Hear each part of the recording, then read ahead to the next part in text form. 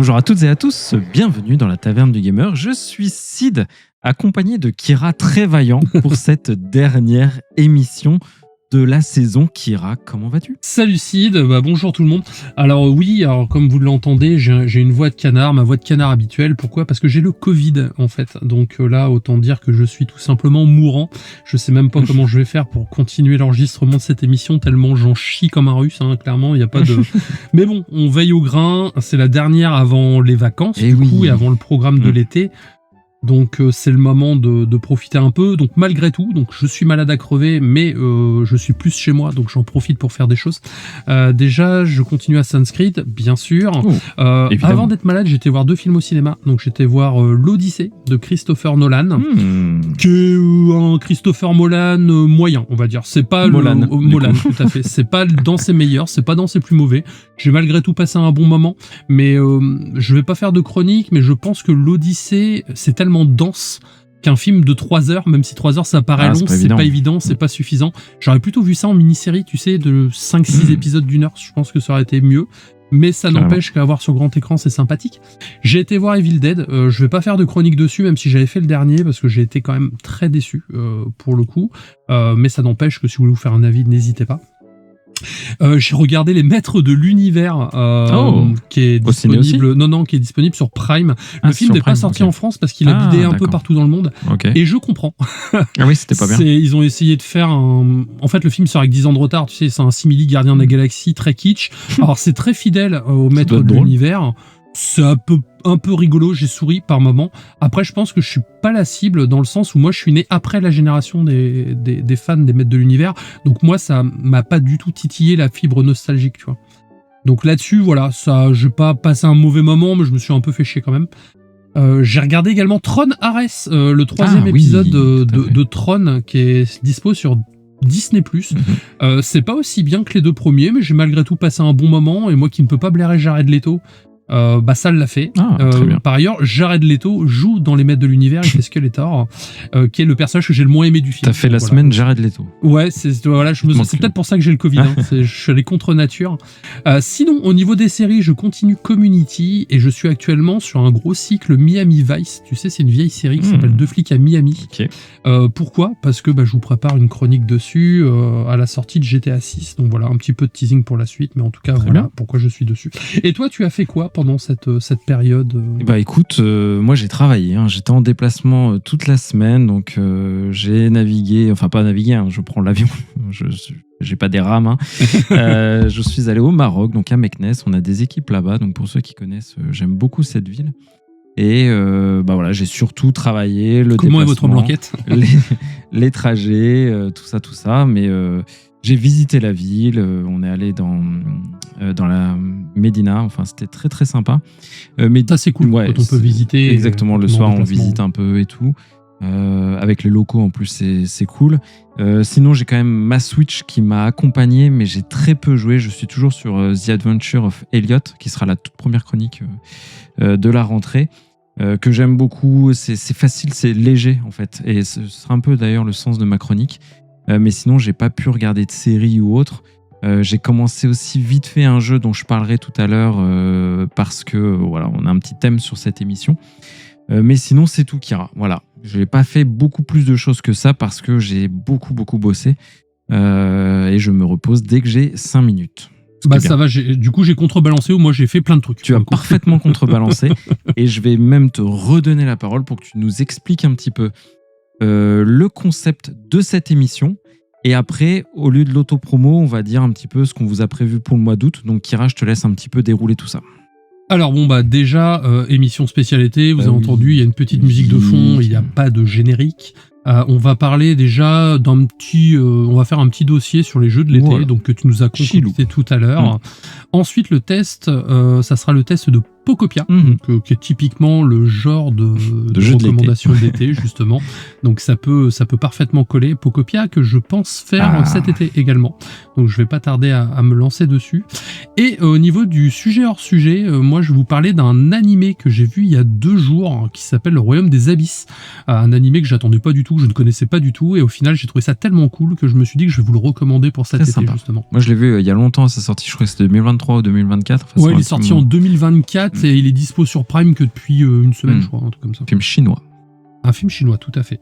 Et cet été, et au mois d'août, qu'est-ce qu'on prépare, Kira? Parce que nous sommes officiellement en vacances après cet épisode-là, mais comme on a l'habitude, la taverne continue, on a pris nos dispositions, ça fait quelques semaines que toi et moi on enregistre de notre côté avec d'autres personnes. Donc Kira, si tu peux dire à nos auditeurs à quelle sauce ils seront mangés au mois d'août, parce qu'on continuera à les accompagner. Voilà, alors déjà pour commencer, il y aura une semaine sans épisode, oui. Donc on ne sait pas encore si c'est la semaine prochaine ou la dernière semaine d'août. Ça va dépendre parce que ça dépend tout simplement de l'état d'avancement des montages. Tout à fait. Donc voilà. Premier épisode qui sera disponible, c'est celui qui est déjà monté, c'est l'épisode émulation et rétro gaming que tu nous as concocté avec Mugen. Oui. C'est un épisode qui arrivera donc théoriquement, potentiellement, soit la semaine prochaine, soit dans 15 jours. Voilà, tout à fait. Ensuite, épisode spécial Fable, que j'ai enregistré avec Emar, qui est en cours de montage, et qui est un gros épisode, parce qu'on ne sait pas encore si on va le scinder en deux. Donc voilà pourquoi on ne sait pas trop comment ça va se passer au niveau du trou. Donc potentiellement un gros épisode ou 2 épisodes, mais en tout cas, voilà. Le 3e épisode de l'été, donc c'est toi qui reviens avec les animaux et les jeux vidéo avec Joël du podcast Relique, Épique et Collégramme. Exactement. Voilà, donc je t'avoue un thème qui t'aurait bien plu. Hein. Voilà, qui m'aurait bien plu, tout à fait. Après, donc, tu pourras faire un volet 2. Hein. Tout à fait, surtout qu'en plus en ce moment je suis en plein dans tout ce qui est recherche sur l'éducation canine et tout, enfin vraiment donc je suis arrivé dans un... Voilà, il y a vraiment de quoi faire et donc du coup je m'intéresse à énormément de choses, notamment la représentation des chiens dans le jeu vidéo et au cinéma, et c'est vrai que mine de rien, au-delà de mes recherches personnelles, j'apprends énormément de choses sur ce sujet, donc j'ai hâte d'écouter cet épisode. Et je parle des chiens, je parle de Canigou, pour tout te dire, voilà, t'as eu un petit peu de teasing à l'avance. Tu parles de Canigou. Voilà, qui est un des meilleurs chiens du jeu vidéo. Et puis ensuite, on a dit qu'on ferait pas d'auto-promo, mais quand même, mettez les 5 étoiles et envoyez-nous des messages cet été, ça c'est toujours cool. Exactement, pour aider Kira à guérir de son Covid. Voilà, les 5 étoiles, c'est le meilleur remède à Skip. Hein, donc, exactement, tout à fait, parce que là, je vous avoue, je suis vraiment au bord de la mort. Hein. Ça se trouve, je ne serai plus là à la rentrée, donc n'hésitez pas à mettre des 5 étoiles. C'est un podcast posthume, du coup. Voilà, c'est possible. Bon, écoute, Kira, je te propose de commencer. Donc, comme on l'a dit, pas de générique. Mais j'avais un petit sujet, donc voilà. Évidemment, comme j'ai beaucoup bossé, j'ai pas eu le temps de... J'ai même pas regardé les news cette semaine, et je pense que toi non plus, comme t'as la crève. Oui, j'ai pas été plus que ça. On n'est pas trop à jour sur les news, et du coup, j'ai préparé un petit dossier vraiment à la cool. Hein. Faut pas vous attendre à quelque chose d'hyper travaillé, mais sur les jeux de l'été, tout simplement, parce que l'été arrive. Et déjà, qu'est-ce qu'un jeu d'été? Moi, je vais te donner mon regard sur ce qu'est un jeu d'été. Sans forcément donner des exemples parce qu'on le donnera après, et tu me diras toi Kira si tu as le même point de vue que toi. Donc déjà pour ma part j'aime bien choisir, c'est vrai, avec attention mes jeux que je fais en été. Toi par exemple je sais qu'à la période d'Halloween et tout t'aimes bien matcher tu vois, le jeu à la période. Moi il n'y a qu'une période où je fais vraiment ça, c'est l'été. Et j'ai justement pourquoi, c'est pour cette ambiance, cette légèreté. Donc souvent je recherche des jeux qui sont plus basés sur l'exploration avec des petits objectifs satisfaisants, pas de pression, donc plutôt des cozy games, hein, on va se le dire. Les cozy games à l'instar d'Animal Crossing par exemple, c'est des jeux où on est tranquille justement, on fait notre petite vie, etc. Et souvent ces jeux d'été pour moi ont un dénominateur commun, c'est les couleurs. C'est ça que je vais rechercher, c'est les couleurs, les palettes très saturées, le bleu, les eaux turquoises, le sable évidemment, la végétation luxuriante. Ça, j'aime beaucoup. Le son, moi, tu l'avais dit à l'émission d'avant que j'étais particulièrement sensible au sound design. Et encore plus, je trouve, sur cette période. Et c'est pour ça, d'ailleurs, souvent, que les jeux Nintendo, c'est plutôt des jeux que je fais l'été. Et assez moins sur les autres périodes parce qu'ils ont justement cet accompagnement avec beaucoup de sound design très rond, très ludique, très frais. Ça fait partie, je trouve, de l'ADN des jeux Nintendo pour la plupart, hein, pas tous évidemment. Et sur le gameplay, voilà, je recherche, comme je l'ai dit, plutôt des jeux à boucle courte, tu vois, des sessions flexibles, des sessions faciles. Des jeux simples d'accès. Voilà, des jeux simples où t'es pas en train de te torturer, où c'est pas trop punitif. J'ai pas envie de rager l'été, parce que souvent, en plus, tu te balades, t'es dehors. Moi, je joue juste dehors, du coup, forcément. On va pas s'enfermer. Et d'ailleurs, on pourra en parler d'ailleurs de la plateforme de prédilection pour les jeux de l'été. Mais en tout cas, voilà, c'est ça ma définition pour moi des jeux de l'été. Et toi, Kira, est-ce que déjà tu as ce même truc bizarre que moi j'ai avec les jeux, particulièrement sur cette saison? Et si oui, qu'est-ce que tu recherches dans les jeux de cette période? Alors totalement, moi mes jeux d'été, c'est exactement comme toi, c'est les cozy games. C'est un genre que j'aime beaucoup et c'est un genre que je pratique uniquement l'été en fait. J'en fais quasiment pas le reste de l'année parce que généralement j'en sélectionne plusieurs en cours d'année que je vais faire uniquement arriver à ces périodes estivales. Donc c'est quelque chose que je fais. Alors, quand je dis cozy game, mais aussi tu sais tout ce qui est jeu où on doit gérer une ferme ou des choses comme ça, tu vois. Donc voilà, on est vraiment dans ce type de jeu et je vais dire comme toi, moi j'aime bien les jeux avec des boucles de gameplay simples et des jeux qui dépaysent en fait. Et du coup, je fais énormément de cozy games sur cette période parce que c'est des jeux qui me détendent au final. Contrairement à toi, moi je transporte pas ma console partout parce que moi j'essaye pour le coup de vivre l'instant présent. Donc quand je sors me balader dans la nature ou en vacances ou quoi que ce soit, j'évite de prendre ma console de jeu avec moi justement pour décrocher du jeu vidéo que je pratique toute l'année. Voilà. Donc c'est pour ça que je n'emmène pas ma console, je profite de mes proches dans ces moments-là. En revanche, quand je suis chez moi en été, là je vais jouer bien sûr à ce style de jeu en ce moment. J'en ai d'ailleurs relancé 2 en ce moment, donc on en parlera tout à l'heure, je pense. Tout à fait. Voilà, quand tu parleras des jeux en question. Exactement. Je comprends tout à fait la remarque sur ne pas emmener sa console partout. C'est vrai que moi... Alors, c'est pas une critique, c'est juste moi qui ressens les choses comme ça. Tu as totalement raison, mais c'est pour ça qu'à l'inverse, j'allais donner mon exemple où moi, c'est presque tout l'inverse. Systématiquement, je mets ma console dans mon sac à dos. Après, je vais pas mentir que dans 75% des cas, elle me sert pas. Mais voilà, j'ai plus ce réflexe-là. Mais à contrario, ce que tu dis, évidemment, se tient. L'été, ça peut être aussi pour vous. Vous voyez, moi plus, et toi aussi un petit peu, tu l'as expliqué, mais on essaie de faire caler un petit peu nos jeux avec cette saison. Mais peut-être que pour vous, c'est tout l'inverse. C'est un décrochage total du jeu vidéo. Et ça, écoute, ça, je trouve que Kira, ça s'entendrait aussi très bien comme argument. Tout à fait. Là, par exemple, ça n'a rien à voir, je suis en train de booker un voyage pour le mois de décembre. Je vais partir peut-être entre 7 et 10 jours. Je n'emmènerai pas du tout de console de jeu, tu vois. Je vais totalement faire un décrochage du gaming pendant cette période parce que c'est comme ça que je conçois la partie vacances. Mais après, c'est l'avantage, c'est qu'on se retrouve avec des consoles de jeu qui peuvent être jouées partout, que ce soit avec une Switch 2, une Steam Deck, un téléphone ou même avec une Portal. Donc, si les consoles sont conçues ainsi et que les gens en profitent, c'est cool. En fait, ça c'est l'avantage du jeu vidéo, c'est que c'est des extensions qu'on peut utiliser autre part que dans son canapé, quoi. Totalement. Et c'est à cette occasion, souvent l'été, qu'on joue davantage avec son téléphone. Tu vois, si on parlait un petit peu des plateformes, c'est vrai que il y a ce côté facile, en tout cas, de l'avoir toujours avec soi. Et pour les jeux, donc je te propose, on fait 2 choses. Déjà, on donne des exemples. Tu vois, j'ai 3 jeux qui me viennent tout le temps en tête quand je parle d'été. Donc je donne les miens et tu donneras les tiens, comme ça te laisse un peu de temps pour réfléchir parce que tu savais pas du tout de quoi j'allais parler aujourd'hui. Et après, on va se dire les jeux qu'on a prévus pour cet été-là. Ça te va ? Ok, ça marche. Alors moi, quand je parle d'été et de jeux vidéo, systématiquement, Kira, je pense à Super Mario Sunshine. D'accord.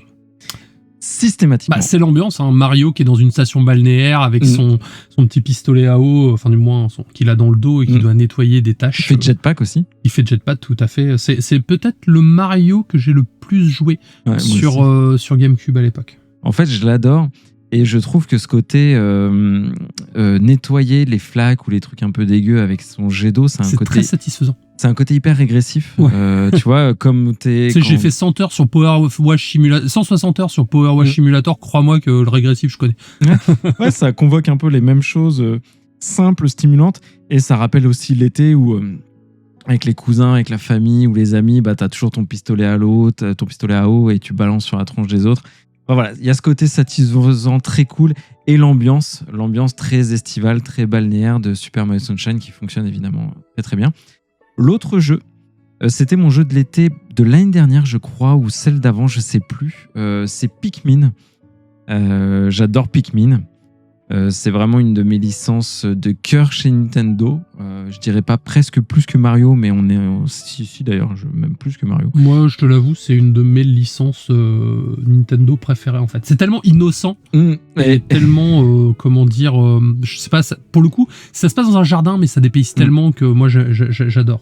Et puis t'as ce côté tout petit là, ça fait penser aux mains. C'est quoi le dessin animé pareil de notre enfance où ils étaient tout petits là? Les mini-pousses. Ouais, les mini-pousses, merci. Donc pareil, ça convoque toujours ces mêmes sujets régressifs. Et ça d'ailleurs un petit peu un dénominateur commun avec tout ce que je vais dire, c'est que l'été, c'est aussi le moment où tu lâches la pression, où tu reviens un petit peu dans dans une posture plus enfantine. Et ces jeux-là collent parfaitement. Donc Pikmin, on a Captain Olimar, on doit récupérer des Pikmin partout. C'est très drôle, c'est très coloré, c'est très verdoyant et c'est extrêmement stimulant tout en n'étant jamais frustrant. Donc pareil, c'est très très bien. Enfin moi, je conseille vraiment pour l'été. Et mon troisième exemple, c'est pas un jeu entier, mais c'est une section d'un jeu. C'est un quart de jeu. C'est même peut-être moins. Mais en fait, c'est un moment très particulier. C'est la Costa del Sol. Je sais pas si tu connais cette zone dans Final Fantasy VII où tu te retrouves à la plage, où t'es blindé de mini-jeux et t'as une ambiance très estivale avec une musique qui va avec. Et pourquoi j'ai pris cet exemple? Parce que déjà, j'y pense à chaque fois quand je pense à des jeux d'été. Mais surtout, c'est là où ils ont incorporé énormément de mini-jeux. Et toujours dans cet esprit, c'était ma ligne conductrice, vous l'avez compris, le côté amusant, tu vois, régressif de l'été où tu as des petits stands à gauche et à droite, tu vas faire tes mini-jeux, tes fléchettes, tes tirs au pistolet, etc. Et voilà, c'est des exemples, tu vois, qui je trouve collent très très bien avec l'été. Est-ce que tu en as, toi, Kira, de ton côté? Alors oui, alors moi, quand je pense aux jeux d'été, je pense toujours à Pokémon, en fait. C'est marrant, c'est que c'est des jeux qui sortent en fin d'année, mais c'est des jeux que je joue systématiquement en été, on va dire, sauf cas particulier quand on a des tests de prévus, mais voilà. C'est pour ça que là, j'ai commencé Pokémon Vert-Feuille, que je joue avec la cartouche GBA sur la 3DS. Excellent. Parce que justement, je pense systématiquement à l'aventure, au voyage, au côté plus enfantin. Il faut dire ce qu'il y a, un Pokémon, ça reste quelque chose d'enfantin. Et je pense que derrière, j'attaquerai, mais le Pokémon Soleil, tu en avais parlé la dernière fois. Il est très très bon. Et moi, j'avais fait le Lune à l'époque. Et je Ultra Soleil, alors je te conseille. Ouais, c'est celui que j'ai en fait. Je l'ai dans mes cartouches Pokémon. Et celui-ci, de mémoire, j'avais fait le Lune, mais pas celui-ci en fait. Donc c'est le prochain que je vais attaquer. J'aime beaucoup. Moi, un autre jeu que j'ai commencé il y a quelques semaines, c'est Stardew Valley. C'est un jeu qui m'a toujours fait de l'œil, où on doit gérer cette petite ferme. Voilà, c'est mignon, en pixel art, où en plus on va dans des donjons pour affronter des méchants. Et c'est un jeu que j'ai commencé, je me suis laissé prendre au jeu, ça me plaît beaucoup, et car je recherchais justement, comme je disais tout à l'heure, un jeu de gestion où on peut aller crafter ses ressources, aller les revendre, aller rencontrer des gens dans des villages et tout. Et c'est typiquement le cozy game par excellence en fait, quand on y pense. Alors j'ai un autre exemple pour toi qui sera Fantasy Life. Quand tu auras ta Switch, je te le prêterai. Oui, c'est de Level 5. Tu sais, je l'avais fait en chronique. Ouais, carrément. C'est un jeu que j'ai dans ma to-do list. Tu vas adorer. Des donjons, du craft et tout, des jobs, c'est très très bien. Voilà, c'est un jeu que j'ai dans ma to-do list. J'ai dans le genre cozy game, alors qui n'a rien à voir, qui fait pas du tout été, mais j'y joue parce que c'est très simple et il y a pas à se prendre la tête et ça permet encore une fois d'avoir des discussions à côté sans non plus se prendre la tête. C'est This is the Police. Je sais pas si tu vois ce que c'est. Non. C'est un jeu où tu as juste une map en fait et tu dois envoyer des patrouilles de police sur divers délits et tu dois gérer en parallèle en fait ta carrière de commissaire où tu dois détourner de l'argent. Donc voilà. Ça fait un peu les émissions de l'été où tu as les gendarmes au Touquet. Et tu sais, t'as des journalistes qui les suivent. Mais en fait, c'est pour ça que tu fais le lien. Envoyé spécial. Mais c'est typiquement ça, parce que moi, quand j'étais gamin, je partais pas forcément en vacances avec mes parents. Et souvent, je regardais la télé, et tu sais, sur W9 ou des choses comme ça, il y avait des émissions qui s'appelaient Enquête d'action. Ouais, où on suivit la police un peu partout en France et tout. Et en fait, quand je pense à l'été, moi, je suis un peu perché, je pense à Enquête d'action, ce genre d'émission. Et du coup, je joue à This is the Police. J'avais fait le 2 il y a 2-3 ans. J'avais fait le 1 il y a plus longtemps que ça. Et là, j'ai eu envie de les relancer parce que c'est tout bête, mais ça me rappelle l'été en fait. Et sinon, autre petit jeu que je fais en parallèle avec ma fille là pour le coup, parce que c'est son jeu à elle, mais je participe, c'est Tomodachi Life qui est sorti sur Switch il y a pas longtemps. Très sympa. Donc et on joue à ça en ce moment, c'est mignon et tout. Alors c'est pas aussi bien qu'un Animal Crossing, ça on va pas se leurrer, mais ça n'empêche qu'on passe un bon moment. C'est plus le côté perfi sur un cozy game quoi. Et du coup, quels seront tes jeux cet été? Je donnerai les miens, Kira. Alors déjà, bonne question. La bonne question est, est-ce que tu as prévu justement de faire quand même des jeux cet été au mois d'août pendant notre décrochage de la taverne, ou tu t'es quand même réservé des petits trucs? Enfin voilà, qu'est-ce que tu as prévu? Alors, je vais continuer un peu Stardew Valley et This is the Police en parallèle, parce que ça, c'est des petits jeux que je fais vite fait. Les cycles Pokémon que je parlais tout à l'heure. Oui, j'ai prévu de continuer Assassin's Creed pour le finir, pour faire le test à la rentrée directement. Très bien. Et là, ça, on est un pirate dans les Caraïbes, donc c'est typiquement l'été. Ça, il n'y a pas de débat par rapport à ça. Et non, le jeu que j'attends cet été, et je le ferai qu'en fin d'été quand il sortira, c'est le Star Wars Company Zero, qui va sortir donc par les créateurs de XCOM, qui a rien à voir avec les jeux de l'été, mais comme il sort dernière semaine d'août, ça va me relancer, on va dire, doucement dans le mois de septembre. Doucement, mais sûrement. Ok. Tout à fait. Donc ça, c'est les jeux que j'ai prévus cet été. Après, bien sûr, j'aviserai en fonction de ce qu'il y a, mais en attendant, voilà, je me concentre sur ces 3 petits cozy games là. Et pour ma part, donc ce sera, j'en parlais tout à l'heure, The Adventure of Elliot. Je l'avais gardé exprès justement pour cet été, pour le côté simple, accessible, sans prise de tête. Et ce sera donc ma première chronique en septembre. Pocopia, qui sera définitivement un de mes jeux de l'été, même si j'en parle aujourd'hui en podcast. Donc je pourrais dire, tu vois, Kira, comme ça m'arrive très souvent, une fois que je l'ai fait à la taverne, je l'ai fini, je l'abandonne. La Pocopia, pas du tout. C'est un jeu, je suis certain aujourd'hui, qui va me suivre tout au long de la vie de la Switch 2. Donc tu vois, c'est quelque chose que tu relanceras de temps en temps. Ouais, vraiment. Et de toute façon, c'est à ça que servent un peu ces jeux. Et le dernier, c'est Final Fantasy X, parce que j'ai l'édition Switch 2 HD là, qui vient de sortir, le remaster. Et c'est un des Final Fantasy que je connais le moins avec Tidus. Et je l'ai toujours associé à l'élément de l'eau.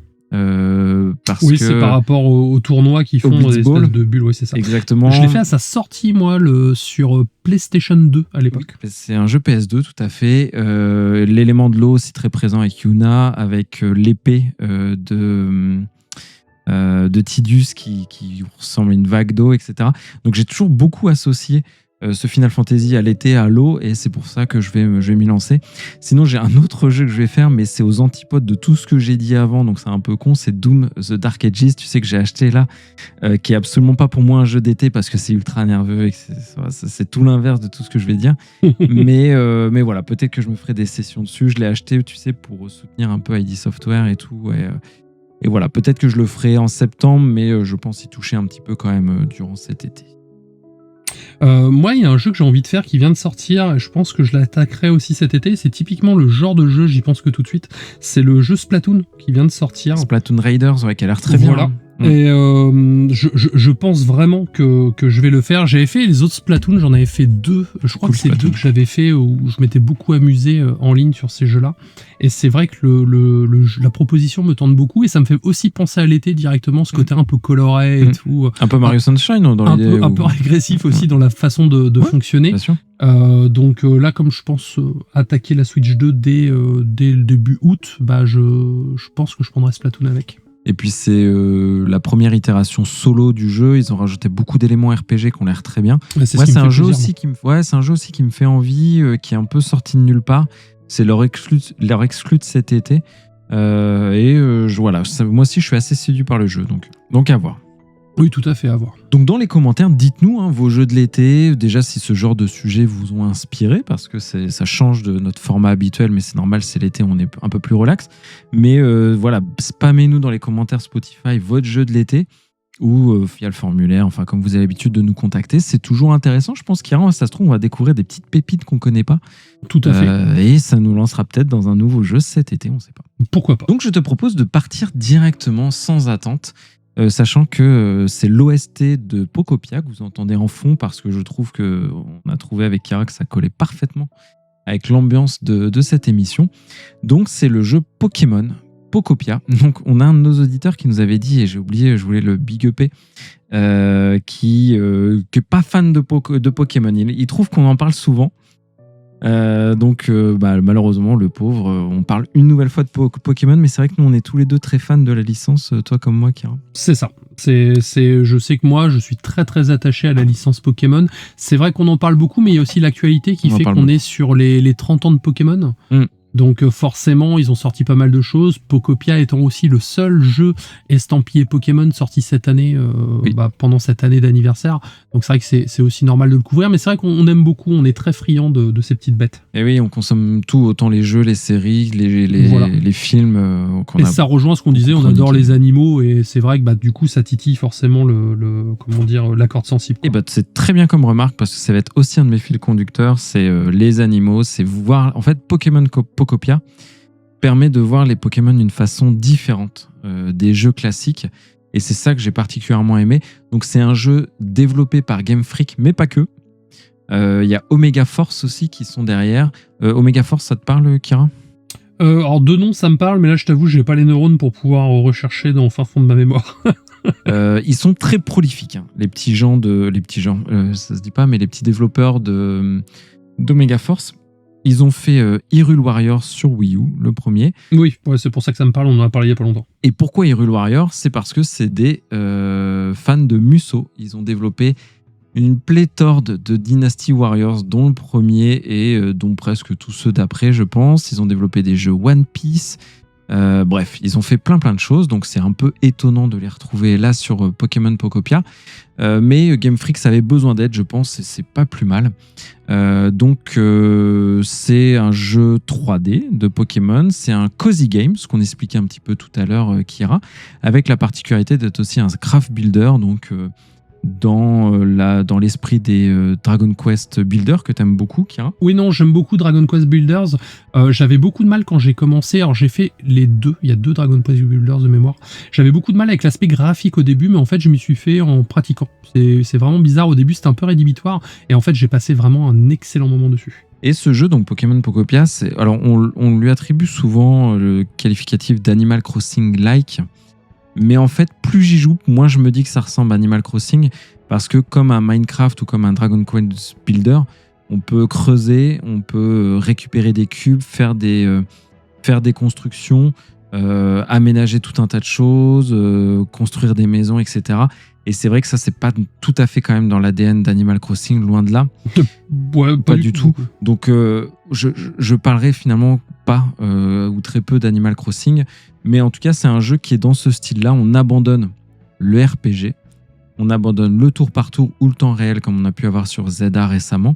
Et on est vraiment sur une itération du jeu en mode chill, vacances, comme on le disait, sans combat. C'est d'ailleurs un des... quand ils en parlaient en développement, ça a été un des enjeux qui était de développer une IA comportementale ou un moteur autonome pour chacun des Pokémon, afin, si tu veux, de donner un sentiment que ce soit naturel, organique, que les Pokémon ils évoluent sur les maps de façon naturelle, qu'ils cohabitent entre eux, qu'ils discutent, etc. Donc tu vois, on est vraiment, quand je disais qu'on n'a pas le même regard sur les Pokémon, c'est que là, on est finalement aux côtés d'eux. Tu vois, on est dans leur vie, dans leur quotidien. Voilà, on est vraiment dans leur écosystème, exactement. On va dire, dans leur milieu naturel. Et pareil, écosystème, c'est un très bon terme, parce que c'est ça qu'on doit créer pour chacun de nos Pokémon. C'est le meilleur écosystème possible pour développer son affect et son amitié avec lui. Et après, soit si c'est un Pokémon très important pour le jeu, il nous donnera une capacité, soit il nous donne des objets, il nous aide à développer la ville, etc. Donc c'est vrai que cette notion d'écosystème, elle est très importante. Et donc le pitch du jeu, Kira, nous sommes un métamorphe. Et c'est ça tout finalement le sel du jeu. C'est que, pour ceux qui connaissent pas Métamorphe, Kira, est-ce que tu peux décrire quel est ce Pokémon et sa singularité ? C'est une espèce de tas de gélatine violet qui a la capacité de prendre la forme de tous les Pokémon qu'il va croiser, en fait. Et dans le jeu, on peut s'en servir justement pour obtenir un autre Pokémon via celui-ci. Donc c'est un Pokémon que j'aime bien, moi perso. J'aime bien. Ouais, Métamorphe, il est rigolo. Et là, dans le jeu, en fait, tout prend son sens quand on a compris qu'on joue un Métamorphe. Pourquoi ? Parce que déjà, la première information, c'est qu'on ne joue pas un humain. Pourquoi on ne joue pas un humain ? C'est que dans Pokémon Pokopia, il n'y a plus d'humains. Ou en tout cas, ils sont barrés. On ne sait pas où ils sont. Et finalement, on est un petit peu, nous, sur les ruines d'une civilisation visiblement disparue, qui sont les humains. Et on incarne un métamorphe Donc, ça veut dire qu'on incarne un Pokémon qui parle avec des Pokémon. Donc déjà, ça fait tomber la barrière de la langue. On peut parler et s'exprimer avec n'importe quel Pokémon. On discute avec lui.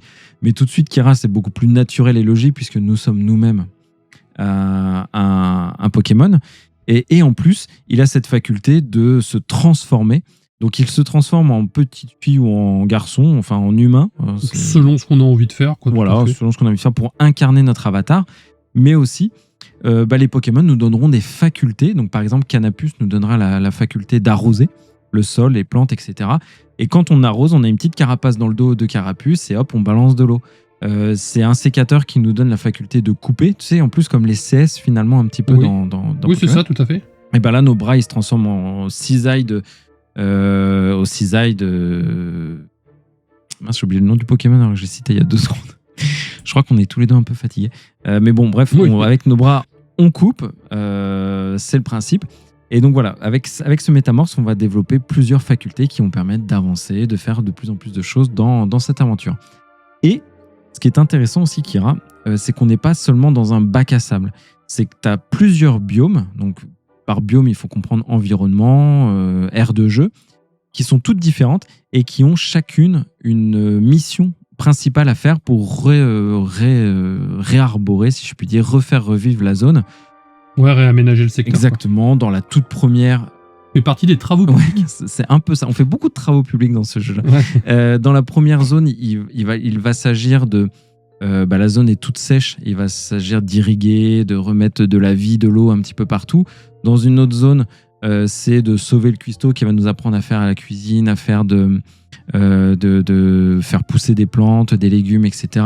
Dans une autre, c'est de nettoyer une plage qui a, tu sais, une marée noire dessus. Donc, en plus, il y a un petit aspect écologique qui est sympa. Ouais, il y a un côté un peu aussi, comment dire, pas d'actualité, on va dire, mais c'est vrai que les marées noires, on en a connu. Ouais. C'est toujours un élément dramatique. Et je trouve que c'est bien de sensibiliser les joueurs, surtout les jeunes joueurs, à ce type de choses qui peuvent arriver malheureusement fréquemment. Ouais, et donc dans chacun de ces biomes, tu as comme ça une mission principale qui te guidera, qui te fera développer ton île. Mais après, une fois que ta mission est résolue, tu peux passer dans un autre biome et refaire la mission, ou tout simplement y rester. Et là, tu peux faire tes constructions, tu peux continuer à aménager, continuer à faire venir des Pokémon, etc., etc. Bref, c'est un jeu dont la durée de vie est quasiment illimitée comme un Animal Crossing. Il y a toujours quelque chose à faire. À partir du moment où on peut construire des choses, enfin voilà, c'est illimité. Ce qui saute aux yeux au premier abord, c'est la direction artistique. Et moi, c'est la chose qui, au début, Kira m'avait repoussé. Moi aussi, je t'avoue, en fait, à l'annonce du jeu, j'étais overhypé. À la présentation du gameplay, j'ai été refroidi à cause de cette direction artistique. Et finalement, j'ai eu l'occasion de l'essayer chez une pote et tout, qui m'a bassiné avec ce jeu. Et en fait, je me suis pris au jeu, et du coup, j'ai envie de le faire. Comme quoi. Ouais, bah écoute, c'est un peu près pareil. Au début, je voulais pas. J'avais même décidé de snobber le jeu.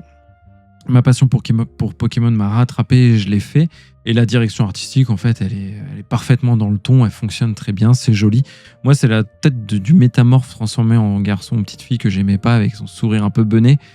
Ouais, mais au final, c'est extrêmement hilarant. Enfin, ça fonctionne, tout fonctionne très bien. Bah, ça va avec le personnage. Mais oui, c'est pour ça qu'il faut vraiment intellectualiser le fait qu'on joue un métamorphe et en fait, à partir de là, tout découle. Tout est logique. Les humains n'existent plus, toi, tu vas l'incarner. Mais à travers un métamorphe et voilà, le jeu se déroule de façon très naturelle et c'est très très bien. La colorimétrie du jeu et ce que j'expliquais dans les jeux d'été, c'est chaud, voilà, il y a un cycle jour-nuit, les petites musiques, le paysage sonore comme j'aime bien le dire, où tu vois t'es cocooné dans ce genre. C'est chill. Voilà, exactement, il n'y a pas d'autre mot, c'est chill. Et en plus, petite cerise sur le gâteau, Kira, ils se sont offert le luxe de réorchestrer beaucoup de musique connue, des thèmes principaux de la saga. T'as tous les thèmes, hein, celui du centre Pokémon, etc. Enfin, ça fonctionne très très bien. Donc voilà, pour tout ce que le jeu propose en termes de direction artistique et tout, franchement, au final, c'est un grand oui. Alors que tu vois, étonnamment, c'était l'élément qui me dissuadait au début du jeu. Oui, au final, ouais, qui était comme moi, qui me rebutait un petit peu en fait. En termes de thématique de jeu, il y a cette, je sais pas comment je peux dire, décentralisation de l'humain, enfin je sais pas comment on peut dire, mais en tout cas on a sorti l'humain de l'équation de Pokémon Et ça permet, comme je disais, de revoir un petit peu toute notre façon de penser, de raisonner au travers de la licence. Et il y a aussi ce côté où l'humain ne domine plus la nature et c'est plutôt à nous de la forger, de la nourrir pour, tu vois, entretenir la vie de nos Pokémon. Et ça, c'est une symbiose un petit peu écologique qui fonctionne très bien. Mais du coup, instant nihiliste, est-ce que ça vaut le coup de faire revenir les humains, du coup ? Tu vois ce que je veux dire, en fait, s'ils ont tout saccagé, qu'ils sont barrés, est-ce que ça vaut le coup de les faire revenir alors que les Pokémon sont mieux tout seuls ? Écoute, c'est un des thèmes. La question se pose dans le jeu et c'est assez intéressant de se la poser. Et évidemment, ça questionne sur notre rôle dans tout ça. Et même, de façon encore plus méta, nous jouons un métamorphe qui finalement joue un peu les humains aussi, parce que tu vois, on va recréer avec nos moyens un peu artificiellement aussi comment des environnements pour les Pokémon, les parquer un petit peu, refaire des maisons alors que les maisons c'est pas naturel en soi. Donc oui, tu vois, il y a ce côté aussi tout un... Voilà, si vous voulez un peu... Il y a un vrai message derrière qui est travaillé, quoi. C'est intéressant. Si vraiment... Après, c'est un cozy game, hein, donc on peut tout à fait passer à côté de toutes ces considérations. Ou au contraire, comme moi, tu vois, développer un peu ces pistes de réflexion. Et c'est intéressant. C'est vraiment intéressant. Mais oui, si tu veux, pour répondre de façon bête à ta question, tu n'as absolument pas envie que les humains reviennent dans ton havre de paix parce que tout est en harmonie, tu vois. Voilà. On sait ce qui se passe après, quoi. Donc, plus par rapport à l'analyse, là, on se focus sur la licence Pokémon, donc, qui est une licence monumentale de RPG, de combat stratégique, d'optimisation d'équipe, de stockage de Pokémon, même de dressage, de capture, etc. Tout ça est balayé. Il n'existe plus rien de tout ça. Il existe seulement le Pokémon et sa vie, finalement, et son existence. Pour capturer des Pokémon, on ne les capture plus d'ailleurs, Kira. On leur fait assez plaisir pour qu'ils viennent sur ton île. Et pour leur faire plaisir, il faut leur créer un environnement qui soit adapté à eux. Donc tu as des pistes qui sont disséminées dans le jeu. On te donne des éléments pour faire venir, par exemple, un insécateur. Il te faut un arbre et 4 touffes d'herbe à côté. Et si tu fais un arbre et 4 touffes d'herbe, bah peut-être que d'ici quelques heures de jeu, tu auras un insécateur qui va venir. Si tu construis une charrette avec des caisses dessus, peut-être que tu auras un Machoke qui va venir, tu vois. Et c'est de cette façon où tu fais venir des Pokémon parce qu'ils l'ont accepté et parce que tu leur as construit un environnement qui est intéressant pour eux. Ouais, un environnement propice. Et tu vois tout le changement de paradigme où dans les jeux Pokémon classiques, tu extrais le Pokémon de son environnement puisque tu vas aller dans les hautes herbes, il est chez lui, le gars. Le Rattata qui sort du Bourg-Palette, il est chez lui. Mais toi, tu vas le sortir de son environnement pour le capturer et l'emmener ailleurs. Là, c'est le travail tout à fait inverse que tu fais. Ça veut dire que tu crées l'environnement idéal pour ton Pokémon et tu le fais venir. Donc pareil, je sais pas ce que tu en penses dit comme ça, mais je trouve que c'est un excellent contre-pied pour un spin-off de jeu Pokémon. C'est extrêmement intelligent de faire ça. Oui, non, c'est clair. On inverse aussi le rôle de dominant. Il n'y a plus de notion de dresseur. Nous sommes d'égal à égal. Nous sommes un Pokémon qui collabore avec les autres Pokémon et non l'inverse. Donc j'ai donné en plus des exemples de Carapuce qui te donne la faculté d'arroser ou un sécateur qui te donne la faculté de couper. Si tu as intimement besoin d'interactions positives avec les autres Pokémon pour qu'ils te donnent des compétences qui te permettront d'avancer dans le jeu. Sans ça, tu peux tout simplement pas avancer. Donc tu vois, c'est aussi ce côté très éthique. Et quand tu parlais d'animaux tout à l'heure en introduction, et c'est là que je te dis qu'on y est vraiment, c'est un jeu où les Pokémon ont retrouvé leur statut d'animaux et avec notre métamorphe, nous en sommes qu'un parmi les autres, tu vois. Et ça, pareil, c'est un élément qui m'a particulièrement séduit dans le jeu. En plus, il y a ce côté, toi, je sais que t'aimes bien, ça me fait penser, en le disant, à ta chronique, tu sais, sur Zoo Tycoon. Oui, tout à fait. Où tu devais recréer dans les enclos des animaux ou des dinosaures, d'ailleurs. C'est aussi pareil naturels. C'est pareil pour Jurassic World. Pour Jurassic World Evolution, c'est un peu plus light, on va dire. Il y a moins de paramètres à prendre en compte. Mais c'est pareil, en fait. Hein. Et c'est pour ça que j'alterne beaucoup entre les deux. Ça dépend si je suis en période animaux réels ou animaux éteints. Et bah, tu vois, encore une fois, c'est un lien qu'on peut faire, une passerelle qu'on peut faire entre le jeu que tu adores et celui-ci. C'est qu'un de nos objectifs, c'est vraiment de recréer les environnements propices au développement et propices et au plaisir des Pokémon.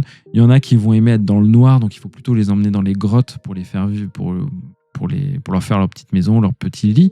Il y en a qui ont besoin de lumière, donc il faut que tu colles un lampadaire à côté de son pieu. Enfin bref, tu vois un petit peu l'idée, c'est vraiment coexister, cohabiter, être en symbiose avec les Pokémon.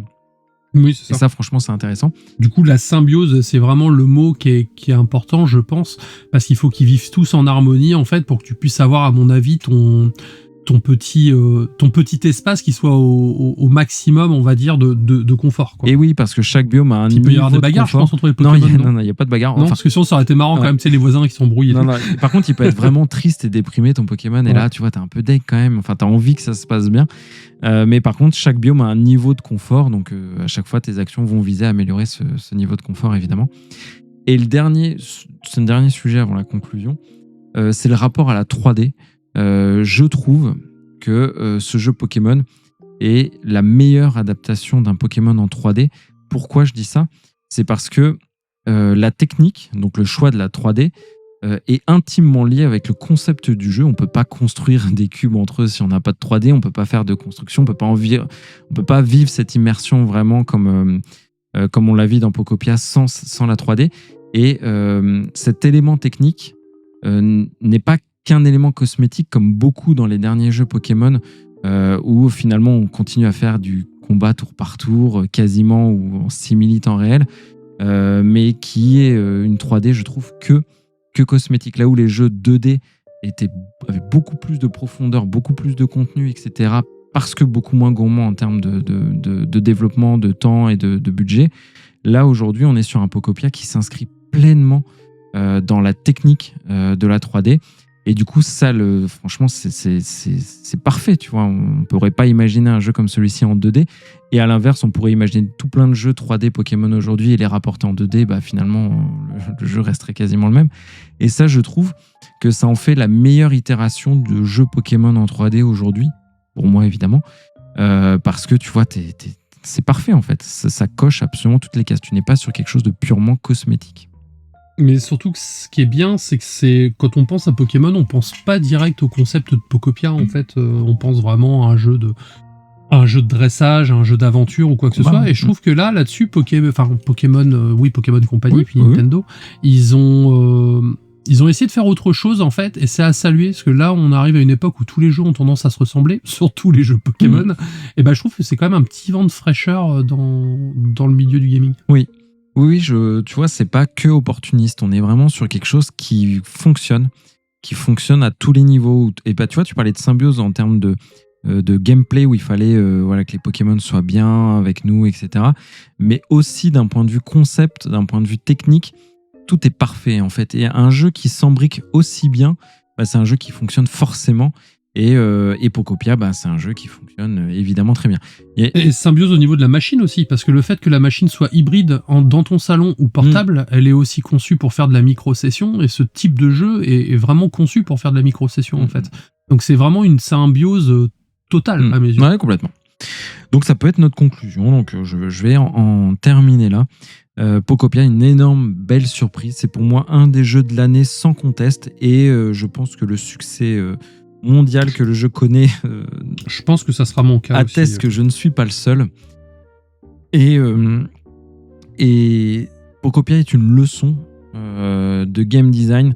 On peut inverser totalement mais structurellement le paradigme d'un jeu où on est le dominant, le dresseur, on fait des combats et faire tout l'inverse en éliminant complètement l'humain et en faisant vivre simplement des Pokémon entre eux et faire tout de même un très grand jeu de la licence. Donc c'est un très grand jeu Pokémon, même si ça finalement c'est un spin-off. Aucun rapport, ouais, parce que tu fais pas de combat, tu fais rien, ils sont juste là, les créatures sont simplement là. Et là, je pense à notre auditeur qui n'aime pas Pokémon, et ben peut-être que c'est ce jeu-là qui peut le réconcilier avec la licence, parce que finalement, c'est un jeu qui a le nom, mais il est tout à fait différent des autres et il le fait extrêmement bien. Donc voilà, je vous ai partagé mon gros coup de cœur pour entamer cet été, mon cher Kira. Bah moi je note en tout cas. Et ben j'ai hâte d'avoir ton avis et je te laisse enchaîner donc sur une chronique qui va s'appeler Le Royaume des Abysses, que j'ai vu il y a un petit moment. Donc je suis curieux d'avoir ton avis, même si je pense qu'il est positif. Voilà, c'est une petite reco de l'été. Donc je le dis directement, j'ai bien aimé ce film, c'est pour ça que je voulais vous en parler. Un film que je ne connaissais pas, donc du coup un film que je n'attendais pas, et un film que je n'avais pas vu, c'est Madame, qui est tombé sur un short, je pense, avec une bande-annonce, et qui m'a dit il y a ça sur Prime, ça a l'air sympa, et du coup on l'a regardé. Et c'est vrai que, mine de rien, je me suis dit que ça pourrait être intéressant d'en parler. Donc c'est l'occasion. Alors, ça s'appelle Le Royaume des Abysses, tu l'as dit tout à l'heure. Alors, je suis désolé, déjà que je parle comme un canard, mais en plus je vais donner des noms chinois, donc je vais aller au minimum syndical. Donc c'est réalisé par Tian Xiaopeng, et il est sorti en 2023, donc tu l'as dit, ça fait déjà un certain temps. 2023 en Chine, mais 2024 en France, il y a quand même eu 1 an d'écart entre sa sortie chinoise et sa sortie française. C'est un long métrage d'animation, et franchement, je fus embarqué parce que je venais de voir. C'est typiquement le genre de film qui passe un peu sous les radars, mais qui mérite largement qu'on s'y attarde. Je suis d'accord. Clairement, si vous aimez les films d'animation qui prennent le temps de raconter une histoire, de construire un univers et de vous faire voyager, je pense que ça pourrait vraiment vous parler, en fait. Surtout qu'il a cet aspect visuel extrêmement dépaysant, t'en parleras très certainement. Oui, j'en parlerai mais c'est pour ça que tu parlais de short tout à l'heure, et pas le pantalon, on parle de short sur les réseaux. Mais ça fonctionne très bien parce que t'as simplement à montrer ça flash, quoi. Ouais, quelques moments où les couleurs sont hyper saturées, où t'en as partout avec une DA un peu étrange. Et c'est toujours ça peut marquer, en tout cas, ça peut marquer. Et ça attire l'œil, tout à fait. Au niveau d'une synopsis, donc le film nous raconte l'histoire d'une jeune fille, je vais pas dire son nom, qui se retrouve propulsée dans un monde mystérieux caché sous les profondeurs de l'océan. Au fil de son périple, elle va croiser des créatures étonnantes, découvrir les règles de ce royaume et surtout apprendre à se découvrir elle-même. Donc c'est un vrai récit initiatique où chaque rencontre lui apporte quelque chose et où chaque étape la fera grandir. C'est un scénar classique du monomythe, donc le monomythe, vous connaissez. Est-ce que tu connais le monomythe ? Oui, c'est la quête initiatique du jeune qui entame l'âge ado, pré-adulte et qui finit par voler un petit peu de ses propres ailes. Voilà, c'est un peu l'inspiration du héros aux mille et un visages qui a façonné notre pop culture, le Seigneur des Anneaux, Star Wars, enfin tout est basé, en fait, si vous regardez Harry Potter, tout est basé sur le monomythe, et on retrouve un petit peu ça, même si c'est un peu différent, mythologie chinoise oblige, mais ça n'empêche que la structure reste assez classique là-dessus. Mais c'est pas ça qui m'a marqué. Moi, ce qui m'a marqué avant tout, c'est la richesse de cet univers. On sent vraiment qu'il y a énormément de travail derrière. Chaque décor, chaque créature, chaque lieu semble avoir sa propre histoire. Le film ne nous prend jamais par la main aussi, ça c'est très cool. Il nous explique pas tout. Il nous laisse un peu explorer cet univers à notre rythme, au rythme de cette petite fille. Et je trouve que ça marche vraiment bien. On a constamment envie d'aller voir ce qui nous attend derrière le prochain décor. Le tout enrobé aussi du folklore chinois que j'ai trouvé quand même très rafraîchissant. Et ça, c'est la première chose vraiment qui m'a impressionné lors du visionnage. Mais au-delà de son côté fantastique, le film aborde plein de thèmes universels. Donc on va parler de la peur, de l'inconnu, de l'acceptation du changement, du courage, des liens qu'on crée avec les autres et le passage à l'adulte. Donc c'est bien, c'est que ça part de tout type de liens. Tu sais, certains liens plus éphémères ou des liens plus durables. Des traumatismes aussi beaucoup de l'enfance. Des traumatismes, tout à fait. C'est souvent, quand on parle de passage à l'âge adulte, on a souvent l'adolescence. L'adolescence qui est souvent considérée comme un traumatisme, en fait. Et tu le dis bien, c'est ce qu'on va ressentir au long de ce visionnage. Et ce sont certes des sujets qu'on a déjà vus ailleurs, mais ils sont traités avec beaucoup de douceur et surtout avec, encore une fois, une sensibilité chinoise, une sensibilité qu'on n'a pas l'habitude de voir, car c'est très différent de nos process de narration occidentale. Rien n'est forfait, rien n'est forcé, rien n'est surligné. Le film prend le parti de laisser parler les images et les émotions plutôt que de tout verbaliser. Et justement, les émotions, c'est l'une des plus grandes forces. Le film en est bourré. La mise en scène dégage énormément de choses. Donc ça peut être un simple regard, un silence ou une simple musique ou un simple bruit. Ça suffit à transmettre ce que ressentent les personnages. Et ça m'a beaucoup fait penser au théâtre chinois. Tu sais, le théâtre chinois qui est très expressif au niveau des visages. On les entend pas forcément parler, les personnages, mais on voit sur leur visage qui est un peu déformé, en fait.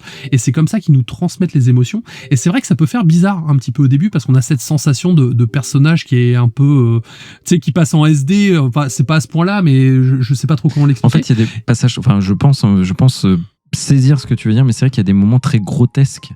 Je sais pas si c'est le bon mot que tu cherchais, mais en tout cas, c'est l'effet que ça m'avait fait. C'est le bon mot que je cherchais. Où tu vois, ça paraît en effet déformé et ubuesque, très exagéré. Mais c'est vrai que ça rappelle, moi je pense plus au théâtre même Kabuki, tu sais, chez les Japonais qui faisaient, beaucoup ça. Ça m'a fait penser un peu d'ailleurs au cinéma japonais.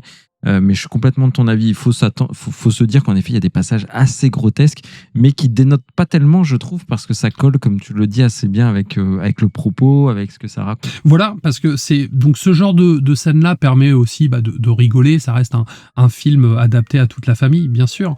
Mais c'est aussi ce genre de scène, ou même le genre de film global, hein, qui fait confiance à son spectateur, ce qui est quand même, encore une fois, bien trop rare en 2026, où actuellement, les gens regardent la télé, une main dans le calbar et puis l'autre sur le téléphone, hein, si tu vois ce que je veux dire. Donc forcément, les gens sont moins attentifs. Et là, au final, pour peu qu'on s'y attarde, en fait, on a toutes les clés juste en regardant, parce que ça nous touche, on va dire, sensoriellement, en fait. Et ça, c'est vraiment quelque chose qui me fait plaisir, parce que c'est quelque chose qui manque de plus en plus. T'en parlais tout à l'heure, visuellement, c'était la grosse claque. Hein. L'animation est magnifique, du début à la fin. Tout est fluide, les mouvements sont hyper naturels et chaque plan est travaillé avec énormément de soin.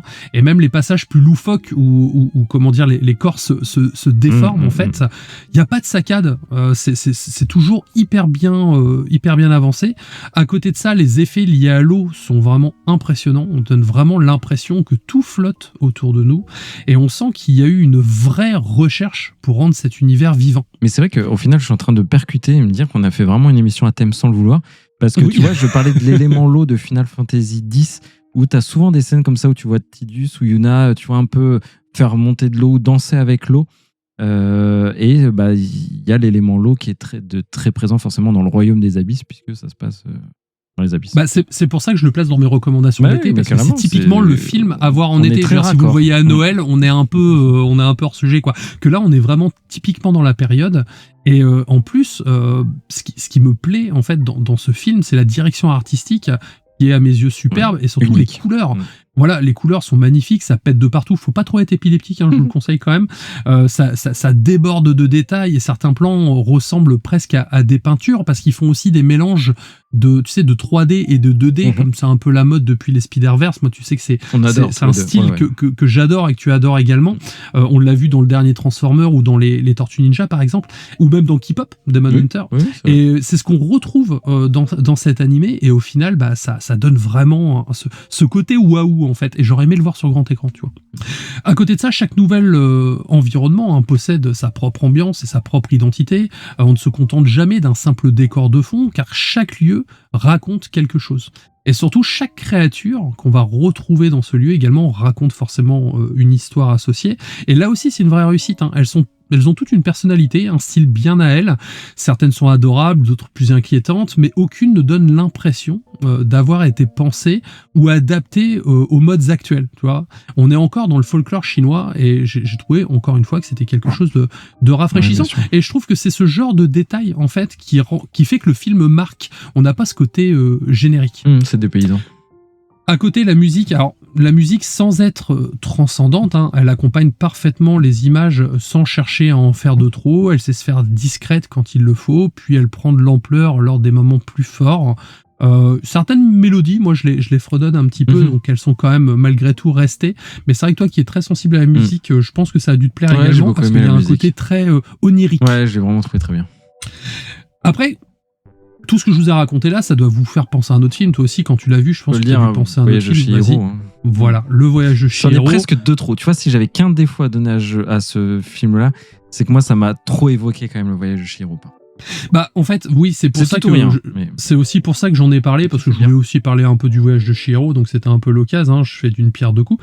Dans les deux cas, on suit une héroïne plongée dans un univers qu'elle ne connaît pas, peuplé de créatures étranges qui réagit à ses propres règles. Ça peut aussi faire penser à Alice au Pays des Merveilles, en fait, qui sont 3 films de 3 continents qui se parlent au final. Quand on reparle du Voyage de Chihiro et le Royaume des Abysses, c'est 2 films également qui prennent leur temps, qui sont régis par leurs propres règles, mais ça n'empêche qu'on y retrouve aussi quelques différences. Ça se ressemble, c'est vrai, mais ça n'empêche qu'on peut très très facilement l'apprécier quoi qu'il arrive. Oui. Mais c'est juste que moi j'avais perçu, tu vois, de temps en temps, il y avait une parade à un moment avec des petits bêtes bizarres et des assiettes et tout. Exactement. Moi c'est là que déjà le début, le pitch, je me suis dit ok, tu transformes la campagne, la campagne japonaise dans les abysses chinoises, mais sinon à part ça, on est sur une histoire qui est quand même assez similaire, bien que les thématiques restent très différentes. Oui, je suis d'accord. Donc c'est pas le nouveau voyage de Chihiro, hein, et je pense qu'il n'essaye jamais de l'être, dans le sens où Miyazaki a livré un récit qui est quand même beaucoup plus symbolique et aussi plus complexe. Oui. Hein. Ce film-là mise davantage sur la poésie visuelle et sur les émotions, mais il possède malgré tout sa propre identité, et c'est justement ce que j'ai apprécié, tu vois. La comparaison est clairement logique, hein, mais elle mérite qu'on la découvre pour ce qu'elle est, et non pas pour ce qu'elle nous rappelle. Donc oui, comme j'ai dit tout à l'heure, j'avais envie de parler du voyage de Chihiro, qui est un animé que j'adore, qui est pour moi dans mon top 3 Miyazaki. Si ce n'est pas mon top 1 Miyazaki, j'avoue, j'ai pas refait de top dernièrement, mais en tout cas, c'est un qui m'a le plus marqué. Et sinon, pour revenir, je trouve d'ailleurs que ce film montre à quel point l'animation chinoise est en train de monter en puissance quand même. Depuis quelques années, on voit arriver des productions de plus en plus ambitieuses, donc du côté de la Chine ou du côté de la Corée du Nord, du Sud. On va pas se tromper. Pourquoi pas, hein. C'est la fièvre. J'avais parlé tout à l'heure de Keep Up Demon Hunter, qui a été un succès incroyable sur Netflix et qui venait de Corée. Tu as fait d'ailleurs une chronique dessus. J'avais bien aimé. Voilà, et pareil, ce film était bon. Pour moi, c'était un peu trop... teenage. Un peu trop teenage à mon goût. Par contre, je savais reconnaître le côté très différent de l'univers et surtout son animation de haute volée. Là, on est un peu dans la même chose, en fait. Je trouve que c'est un bel exemple, et au final, c'est intéressant de se plonger, en fait, dans ces cultures qui, malheureusement, sont un peu plus mainstream à notre époque, même si on a quand même des plateformes qui nous permettent de les visionner. On n'a pas d'aussi grand déploiement dans les salles comme le dernier Toy Story ou quelque chose comme ça. Mais ça n'empêche que, voilà, ça reste un bon moment et c'est rafraîchissant. Petit bémol quand même, le rythme pourra sembler un peu lent pour certaines personnes. Le scénario aussi aurait parfois gagné à développer un peu plus certains aspects de son univers, mais honnêtement, je pinaille face à toutes les qualités du film, c'est histoire de dire quelque chose. Pour conclure, Le Royaume des Abysses, c'est une œuvre pleine de charme, sincère et portée par une direction artistique absolument incroyable. C'est le genre de film qui te fait voyager pendant 2 heures et qui continue à te trotter dans la tête une fois rentré dans ton lit ou dans ta voiture quand t'as fini le visionnage. Donc si vous cherchez un film d'animation qui a sa propre personnalité, qui change des productions habituelles et qui vous propose un beau voyage, je ne peux que vous conseiller Le Royaume des Abysses, qui est dispo sur Prime Video. Donc c'est pas une sponsor, hein. C'est pour vous dire, si vous voulez le voir, vous pouvez y aller maintenant. Pour moi, c'est clairement l'une des plus belles surprises de mon été, mais surtout une des plus belles surprises de mon année. Donc c'est une recommandation que je vous fais les yeux fermés. Et alors n'hésitez pas, et puis surtout nous envoyer des commentaires si vous l'avez vu ou si vous avez apprécié. Et je peux que te rejoindre sur cette reco parce que j'y adhère pleinement et je trouve que c'est un film. Je vais reprendre un mot que tu as dit dans ta conclusion, sincère, et je le trouve autant sur le propos que sur la direction artistique, que sur ce qu'il ose, les côtés grotesques et tout, comme on en parlait. Donc très très belle reco de l'été, et ceci va même clôturer, Kira, notre saison 4, je crois, de la Taverne du Gamer. Oui, c'est la saison 4, tout à fait. Va clôturer cette année, pour nous, enfin c'est pas la fin de l'année, mais c'est la fin de l'année en termes de saison, d'épisodes. Et Kira, je crois que tu voulais nous faire un petit teasing sur certaines chroniques, ou en tout cas égrener des sujets que l'on va évoquer dans la prochaine saison de la Taverne du Gamer qui reprend en septembre. Voilà, donc comme vous le savez, il y a un gros tunnel de sortie de jeu à partir de septembre qui est assez incroyable, où ça va être très compliqué. J'ai prévu plusieurs tests de nouveautés, mais celles-ci, je vais pas vous les divulgacher, dans le sens où ça va dépendre si j'apprécie les jeux ou non, c'est pareil, donc voilà. Par contre, dans les tests que je suis sûr de faire déjà, il y aura la suite de ma chronique Fil Rouge depuis 2 ans, Metal Gear Solid 4, qui sort enfin sur PlayStation 5, donc je vais pouvoir la continuer. Je vous l'ai indiqué vite fait tout à l'heure, mais j'ai prévu une chronique sur une vieille série qui s'appelle Deux flics à Miami ou Miami Vice.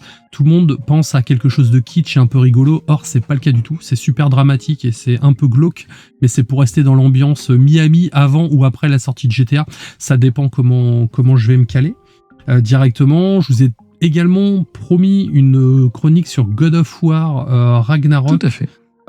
Qui est terminée, donc la chronique est prête, j'aurais plus qu'à la faire, donc je sais pas quand je vais la déclencher, mais en tout cas ça sera cette année, c'est sûr. Et derrière, bien sûr, il y aura du Avenger Doomsday à la sortie, il y aura du Dune, forcément, parce que c'est le film que j'attends le plus cette année. Enfin, on vous a prévu plein de belles choses pour la rentrée, sachant qu'en plus c'est à partir de la rentrée qu'on intègre le label podcast. Le label, oui, c'est dès la rentrée, de mémoire. C'est ça. Donc, il y aura peut-être des petits changements à ce moment-là, mais bon, vous le verrez en temps voulu, en tout cas de mon côté. Et toi, tu nous as prévu quoi ? Pour ma part, on va évidemment parler d'Onimusha, avec la sortie du livre, mais aussi la sortie de Way of the Sword. On va parler de Castlevania, avec Belmont Curse qui sortira, et Bloodstain, que j'aime beaucoup. On va reparler un petit peu de Pokémon, mais pas trop, promis, mais un petit peu quand même. On aura du Star Wars avec Star Wars Racer qu'on fera certainement tous les deux. Exactement. On vous a prévu une spéciale aussi. C'est vrai. Je sais pas si tu te souviens, Mortal Kombat et Street Fighter le film. Et Street Fighter le film, donc ça sera une semaine sans jeu. Et j'allais embrayer justement sur les films. Resident Evil le film qu'on couvrira évidemment. Alors écoute, j'ai vu la bande-annonce, ça s'appelle Resident Evil, quoi. En tout cas, moi j'ai pas reconnu Resident Evil, donc je t'avoue, je vais te laisser le couvrir parce que j'ai pas envie de le voir. Mais par contre, on parlera de Silent Hill. Et par contre, on parlera de Silent Hill. Silent Hill, le film, Sekiro, la série animée, donc ça c'est plus pour moi. Mais c'est vrai qu'il y a un programme tout en couleur qui nous attend. Et Kira, je te laisse le mot de la fin pour clôturer cette saison en précisant bien qu'il y a des épisodes spéciaux. Cet été, comme l'a dit Kira en début d'épisode. Attention, ne boycottez pas au mois d'août, nous sommes là. Mais Kira, je te laisse clôturer cette saison des émissions classiques. Surtout qu'on vous a préparé des épisodes sympas avec des intervenants de qualité. Ça, c'est quelque chose qu'il faut se dire. Écoutez, si vous partez en vacances et que vous avez la chance de partir en vacances, profitez bien de ces moments de repos. C'est important, ça permet de se ressourcer avant de partir. Si vous travaillez, courage à vous pour le travail, c'est important, il en faut également. Nous, on va se reposer pendant cette période, partir en vacances également, en profiter un petit peu, profiter du soleil en tout cas, et surtout revenir plus en forme que jamais, sauf si je suis décédé du Covid dans la nuit, mais ça vous le saurez je pense sur les réseaux sociaux. Je ferai une annonce. Voilà, en attendant, allez voir des films, lisez des livres. Là, il y a plein de films qui sont sortis au cinéma, donc ça peut être l'occasion parce qu'il y en a pour tous les goûts. Jouez à des jeux vidéo, des cozy games, comme tu le disais tout à l'heure. Dites-nous quel cozy game vous jouez. Si vous êtes plutôt du style Souls-like en cozy game, bon, voilà, c'est un style. Ça dit beaucoup de choses sur vous. Ça dit beaucoup de choses sur vous, je pense. Je pense que vous jouez avec une boule en latex dans la bouche, mais ça peut le faire aussi. Ou si au contraire, vous voulez faire un petit Dave the Diver et faire un peu de jeu de pêche, c'est vrai que t'as pas parlé de jeu de pêche dans ton cozy game. Moi, toi qui aimes la pêche. Que dans les jeux. Voilà, donc oui, que dans les jeux, donc c'est l'occasion. Moi, je me suis pris de fascination pour le kayak, mais IRL. Voilà, c'était histoire de faire un petit truc. Je pense que je ferai plusieurs fois du kayak cet été. Donc, il y a des jeux de kayak. Donc voilà. Il y a des jeux de kayak, mais j'ai vu, c'est pas terrible, j'avoue. Je préfère le faire en vrai, en tout cas. En attendant, passez de bonnes vacances et dans un mois. Dans un mois. Prenez soin de vous surtout. Prenez soin de vous. Allez, ciao. Ciao.